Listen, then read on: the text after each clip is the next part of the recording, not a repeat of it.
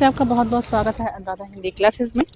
हम पढ़ रहे हैं इस समय बिहार का एस्टेट पेपर 2 हिंदी में लगी कविता मैथिली शरण गुप्त की साकेत नवम सर्ग से दोनों ओर प्रेम पलता है। पद संख्या 3 है, 2 को हम पहले क्लासेस में पढ़ चुके हैं।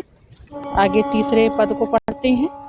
बचकर हाय पतंग क्या करे, बचकर हाय पतंग करे क्या, प्रणय छोड़कर प्राण धरे क्या, जले नहीं तो मरा करे क्या, क्या यह असफलता है, दोनों ओर प्रेम पलता है। यहाँ पर पतंगा और दीपक की कथा है, जो कि एक व्यथित कथा है। प्रसंग में देखेंगे यहाँ पर पतंगे का दीपक के प्रति न्यौछावर होने का वर्णन किया गया है। व्याख्या देखते हैं। पतंगा यदि अपने को बचा ले और दीपक की लौ पर अपने आप को न्यौछावर न करे तो वह क्या करे।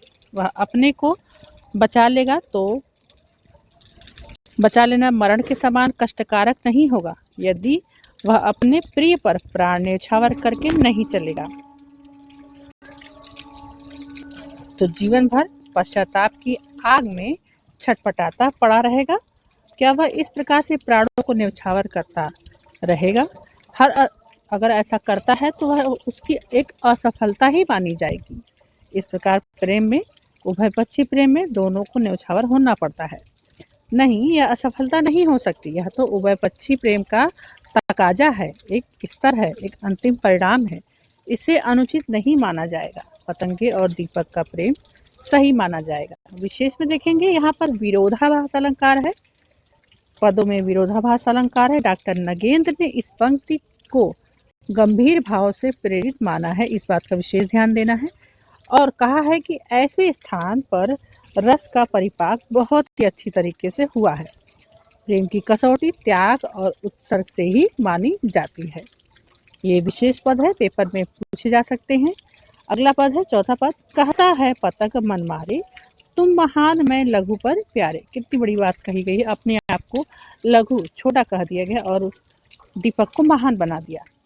क्या ना मरण भी हाथ हमारे, मृत्यु शरण किसे छलता है, दोनों ओर प्रेम पलता है।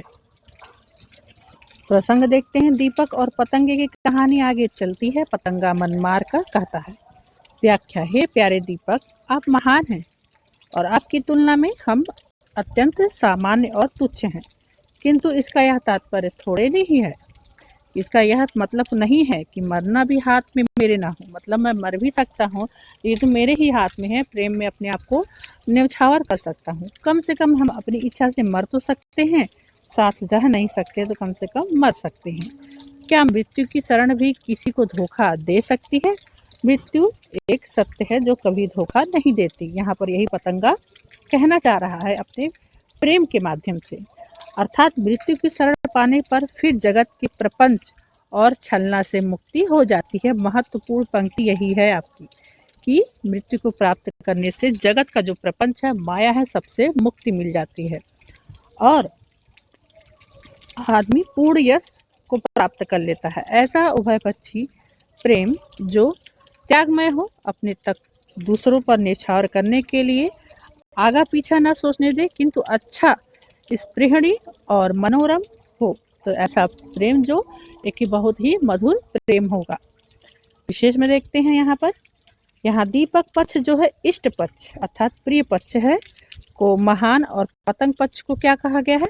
भक्त पक्ष और प्रेम पक्ष को हीन बता दिया गया है। यहाँ पर पहले ही पदों बताया गया था।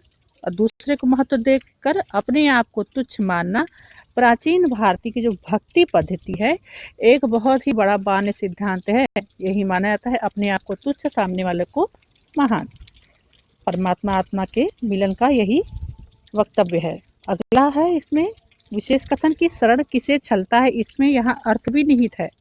शरणागत पर कोई भी अपना अविश्वास प्रकट नहीं करता है।